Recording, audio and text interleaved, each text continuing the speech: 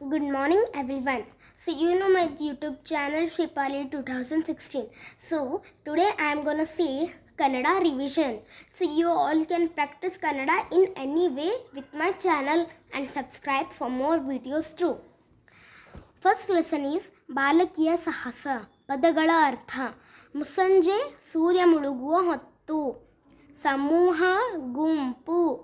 ಪ್ರವಾಸಿ, ಪ್ರಯಾಣಿಕ ಅಥವಾ ಯಾತ್ರಿಕ. ಸೆಳೆಯು, ಎಳೆಯು. ನಿತ್ರಾಣ, ಬಲಹೀನ ಅಥವಾ ದುರ್ಬಲ. ಕೊಂಡಾಡು, ಹೊಗಳು. ಎದೆಗುಂದು, ಧೈರ್ಯ ಕಳೆದುಕೊಳ್ಳು ಅಥವಾ ಹೆದರು. ನನಸು, ಸತ್ಯ ಅಥವಾ ನಿಜ. Second Roman number. ಗುಂಪಿಗೆ ಸೇರಿದ ಪದ ಗುರುತಿಸಿ ಬರೆಯಿರಿ. ತಾಯಿ, ಜನನಿ, ತಂದೆ, ಅಮ್ಮ. ತಂದೆ. ಪ್ರಶಸ್ತಿ, ಪುರಸ್ಕಾರ, ಸನಾತನ, ಅವಮಾನ. ಅವಮಾನ. ಸಂತಸ, ದುಃಖ, ಆನಂದ, ಸಂತೋಷ. ದುಃಖ. ಕುಮಾರ, ಕುವರಿ, ಹುಡುಗಿ, ಬಾಲಕಿ. ಕುಮಾರ. ಸ್ವಂತ ವಾಕ್ಯ ರಚಿಸಿ. ಗಾಬರಿ, ನಾನು ಹುಲಿಯನ್ನು ನೋಡಿ ಗಾಬರಿಯಾದೆ. ಸಾಹಸ, ಮಹಿಕಾ ಗುಪ್ತಾ ತುಂಬ ಸಾಹಸದ ಹುಡುಗಿ. ಸಹಾಯ, ನಾವು ಕಷ್ಟಪಟ್ಟಿದ್ದೆಲ್ಲವರಿಗೆ ಸಹಾಯ ಮಾಡಬೇಕು. 2-3 ವಾಕ್ಯದಲ್ಲಿ ಉತ್ತರಿಸಿ. ಭೀಕರ ಮಳೆ ಬಂದಾಗ ಮಹಿಕಾ ಗುಪ್ತಾ ಎಲ್ಲಿದ್ದಳು? ಭೀಕರ ಮಳೆ ಬಂದಾಗ ಮಹಿಕಾ ಗುಪ್ತಾ ಕೇದಾರನಾಥ ದೇವಾಲಯದ ಒಳಗಿದ್ದಳು. ಮಹಿಕಾ ಗುಪ್ತಳಿಗೆ ಯಾವ ಪ್ರಶಸ್ತಿ ನೀಡಲಾಯಿತು? ಮಹಿಕಾ ಗುಪ್ತಳಿಗೆ ರಾಷ್ಟ್ರೀಯ ಶೌರ್ಯ ಪ್ರಶಸ್ತಿ ನೀಡಲಾಯಿತು. ನಮ್ಮ ದೇಶದ ಈಗಿನ ರಾಷ್ಟ್ರಪತಿಗಳ ಹೆಸರೇನು? ನಮ್ಮ ದೇಶದ ಈಗಿನ ರಾಷ್ಟ್ರಪತಿ ದ್ರೌಪದಿ ಮುರ್ಮು. 2-3 ವಾಕ್ಯದಲ್ಲಿ ಉತ್ತರಿಸಿ. ಮಹಿಕಾ ಏಕೆ ಬೊಬ್ಬಿರಿದಳು? ಭೀಕರ ಮಳೆಯಿಂದ ಭಕ್ತ ಸಮೂಹ ದಿಕ್ಕಾಪಾಲಾಗಿ ಹೋಯಿತು. ಅದರಲ್ಲಿ ಮಹಿಕಾಳ ಅಪ್ಪ, ಅಮ್ಮ ಹಾಗೂ ತಮ್ಮ ಕಾಣಿಸಲೇ ಇಲ್ಲ ಎಂದು ಮಹಿಕಾ ಬೊಬ್ಬಿರಿದಳು.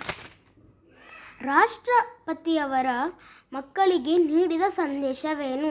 ರಾಷ್ಟ್ರಪತಿಗಳು ಇಂದಿನ ಮಕ್ಕಳು ಮುಂದಿನ ಧೀರ ಜನಾಂಗವಾಗಬೇಕೆಂಬ ಸಂದೇಶ ನೀಡಿದರು. ಸೆಕೆಂಡ್ ಲೆಸನ್ ಈಸ್ ಕೊಕ್ಕರೆ ಪ್ರಾರ್ಥನೆ. ಕೊಕ್ಕರೆಯ ಪ್ರಾರ್ಥನೆ. ಪ್ರಾಸಪದಗಳನ್ನು ಓದಿರಿ ಮತ್ತು ಬರೆಯಿರಿ. ಹೋಗೋಣ, ನೋಡೋಣ. ಇಲ್ಲಿಗೆ, ಬೆಳ್ಳಗೆ. ಏನು, ಮೀನು. ಪದ್ಯದ ಮುಂದಿನ ಸಾಲುಗಳನ್ನು ಬರೆದು ಪೂರ್ಣಗೊಳಿಸಿರಿ. ಯಾವುದು ದೇಶದ ಡ್ಯಾಶ್? ಡ್ಯಾಶ್ ಡ್ಯಾಶ್ ಇಲ್ಲಿಗೆ. Cream dash dash dash dash ಬೆಳಗ್ಗೆ. ನಾವು I will gonna tell the ಉತ್ತರ. Okay, answer. ಯಾವುದು ದೇಶದ ಕೊಕ್ಕರೆ ಹಾರಿ ಬರುವುದು ಇಲ್ಲಿಗೆ? ಕ್ರೀಮು ಪೌಡರ್ ಹಚ್ಚೋದಿಲ್ಲ, ಆದರೆ ಎಷ್ಟು ಬೆಳ್ಳಗೆ. ಹೊಂದಿಸಿ ಬರೆಯಿರಿ. ಕೋಳೆ, you should match the sounds, okay? ಕೋಳೆ, ಕುಕ್ಕುಕು. ಕಾಗೆ, ಕಾವ್ ಕಾವ್ ಕಾ. ಕೋಗಿಲೆ, ಕುಹು ಕುಹು. ಪಾರಿವಾಳ, ಗುಟರ್ ಗುಟರ್.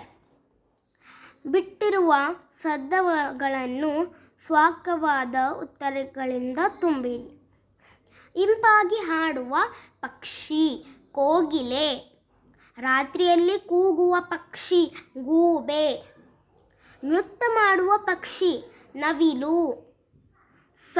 ಸುಂದರವಾಗಿ ಗೂಡು ಹೊಣೆಯಲು ಪಕ್ಷಿ ಗೀಜಗ. ಒಂದು ವಾಕ್ಯದಲ್ಲಿ ಉತ್ತರಿಸಿ. ಪಕ್ಷಿಗಳು ಹೇಗೆ ಶಬ್ದ ಮಾಡುತ್ತವೆ? ಪಕ್ಷಿಗಳು ಚಿಲಿಪಿಲಿ ಶಬ್ದ ಮಾಡುತ್ತವೆ. ಕೊಕ್ಕರೆ ದೇವರನ್ನು ಏನೆಂದು ಬೇಡುತ್ತದೆ? ಕೊಕ್ಕರೆ ದೇವರನ್ನು ಓ ದೇವರೇ ಕರುಣಿಸುವಳ್ಳೆಯ ಮೀನು ಎಂದು ಬೇಡುತ್ತದೆ. ಪಕ್ಷಿಗಳನ್ನು ನೋಡಲು ಎಲ್ಲಿಗೆ ಹೋಗೋಣ ಎಂದು ಕವಿ ಹೇಳುತ್ತಾರೆ? ಪಕ್ಷಿಗಳನ್ನು ನೋಡಲು ಕವಿ ರಂಗನತಿಟ್ಟು, ಬೆಳ್ಳೂರು, ಮಂಡಗದ್ದೆಗೆ ಹೋಗೋಣ ಎಂದು ಹೇಳುತ್ತಾರೆ. Next, third lesson. ಆರೋಗ್ಯ ಭಾಗ್ಯ. ಪದಗಳ ಅರ್ಥ: ಚಿಂತೆ, ಯೋಚನೆ ಅಥವಾ ಕಳವಳ. ಚರಂಡಿ, ಗಟಾರ್ ಅಥವಾ ಮೋರಿ. ಮಲಿನ, ಕೊಳೆ ಅಥವಾ ಹೊಲಸು. ಬಿಟ್ಟ ಸ್ಥಳ ತುಂಬಿರಿ. ಡಾಕ್ಟರ್ ನಿನ್ನೆಯಿಂದ ಡ್ಯಾಶ್ ನೋಯುತ್ತಿತ್ತು. ಹೊಟ್ಟೆ. ನಿಮ್ಮ ಮನೆಗೆ ಕುಡಿಯುವ ನೀರು ಎಲ್ಲಿಂದ ತರುತ್ತೀರಾ? ನೀರನ್ನು. ನೀವು ಕುದಿಸಿ ಆರಿಸಿ ನೀರನ್ನು ಕುಡಿತಿದ್ದೀರಾ? ಓಕೆ. ಅಂತಹ ಆಹಾರ ಪದಾರ್ಥಗಳ ಮೇಲೆ ಧೂಳು ಕೂತಿರುತ್ತವೆ. ಒಂದು ವಾಕ್ಯದಲ್ಲಿ ಉತ್ತರಿಸಿ. ಯಾರಿಗೆ ಹೊಟ್ಟೆ ನೋವು ಬಂದಿತ್ತು? ಕಾವ್ಯಗೆ ಹೊಟ್ಟೆ ನೋವು ಬಂದಿತ್ತು. ಹಿಂದಿನ ದಿನ ರಾತ್ರಿ ಕಾವ್ಯ ಏನನ್ನು ಸೇವಿಸಿದ್ದಳು? ಹಿಂದಿನ ದಿನ ರಾತ್ರಿ ಕಾವ್ಯ ಅನ್ನ ಸಾಂಬಾರ್ ಸೇವಿಸಿದ್ದಳು. ಮನೆಯ ಮುಂದಿನ ಚರಂಡಿ ಹೇಗಿತ್ತು?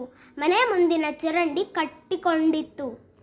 ರಸ್ತೆ ಬದಿಯಲ್ಲಿ ತೆರೆದಿಟ್ಟ ತಿಂಡಿ ತಿನಸು ಏಕೆ ತಿನ್ನಬಾರದು? ರಸ್ತೆ ಬದಿಯಲ್ಲಿ ತೆರೆದಿಟ್ಟ ತಿಂಡಿ ತಿನಸು ತಿನ್ನಬಾರದು ಏಕೆಂದರೆ ಅವುಗಳ ಮೇಲೆ ಧೂಳು, ನೊಣ, ಸೊಳ್ಳೆ ಮತ್ತು ಕ್ರಿಮಿಕೀಟಗಳು ಕೂತು ಮಲಿನಗೊಂಡಿರುತ್ತವೆ. ವಿರುದ್ಧಾರ್ಥಕ ಪದ ಬರೆಯಿರಿ. ಫಾರ್ ಎಕ್ಸಾಂಪಲ್, ಮಾದಿರಿ. ಓಕೆ. ತಿಂದಿದ್ದೆ, ತಿಂದಿಲ್ಲ. ಓಕೆ, ಮಾದಿರಿ ಮೀನ್ಸ್ ಎಕ್ಸಾಂಪಲ್. ಮಾಡಿದ್ದೆ, ಮಾಡಿಲ್ಲ. ಹೋಗಿದ್ದೆ, ಹೋಗಿಲ್ಲ. ನೋಡಿದ್ದೆ, ನೋಡಿಲ್ಲ. ಬಂದಿದ್ದೆ, ಬಂದಿಲ್ಲ. ಮಸಾಲೆ ದೋಸೆ. Fourth lesson. ಪದಗಳ ಅರ್ಥ: ಹುಯ್ಯು, ಎರೆಯು. ಕರ್ರನೆ, ಕಪ್ಪಗೆ. ಪೂಸು, ಹಚ್ಚು. ಸೂಸು, ಹರಡು. ಪುಷ್ಟಿ, ಬಲಿಷ್ಠ. ಕಾಡು, ಪೀಡಿಸು. ಪರಿಮಳ, ಸುವಾಸನೆ. ಅರಗು, ಕರಗು.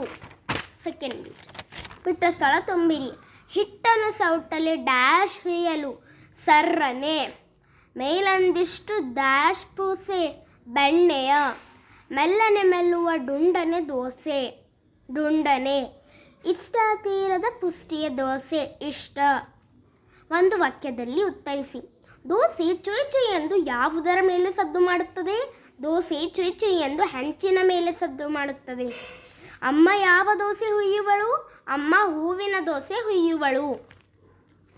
ಕರ್ರನೆಯ ಹೆಂಚಿನಲ್ಲಿ ಎಂತಹ ದೋಸೆ ಸಿದ್ಧವಾಗುತ್ತದೆ? ಕರ್ರನೆಯ ಹೆಂಚಿನಲ್ಲಿ ಬೆಳ್ಳಿಯ ದೋಸೆ ಸಿದ್ಧವಾಗುತ್ತದೆ. ದೋಸೆ ಕರಗದೆ ಕಾಡುವುದು ಯಾವಾಗ? ಬಕ್ಕ ಬಕ್ಕ ತಿಂದರೆ ದೋಸೆ ಕರಗದೆ ಕಾಡುವುದು. ನಾಕೃತಕ ರೂಪ ಬರೆಯಿರಿ. ಅರಗಿತ್ತು, ಅರಗಲಿಲ್ಲ. ಕುಣಿಯಿತು, ಕುಣಿಯಲಿಲ್ಲ. ಮಿರುಗಿತ್ತು, ಮಿರುಗಲಿಲ್ಲ. ಸೋಸಿತ್ತು, ಸೋಸಿಲಿಲ್ಲ. ತಿಂದರು, ತಿನ್ನಲಿಲ್ಲ. ಸ್ವಂತ ವಾಕ್ಯ ರಚಿಸಿ. ಪರಿಮಳ. ಮೆಲ್ಲಗೆ ಹೂವಿನ ಪರಿಮಳ ನನಗೆ ತುಂಬ ಇಷ್ಟ. ಅಚ್ಚುಮೆಚ್ಚು. ನನಗೆ ನನ್ನ ಅಮ್ಮ ತುಂಬ ಅಚ್ಚುಮೆಚ್ಚು. Fifth lesson. So no need fifth lesson because there's no time. So I will be tell the fifth lesson to next lessons in part 2. Okay. Bye bye. Thanks for watching my video and continue to watch my video and subscribe.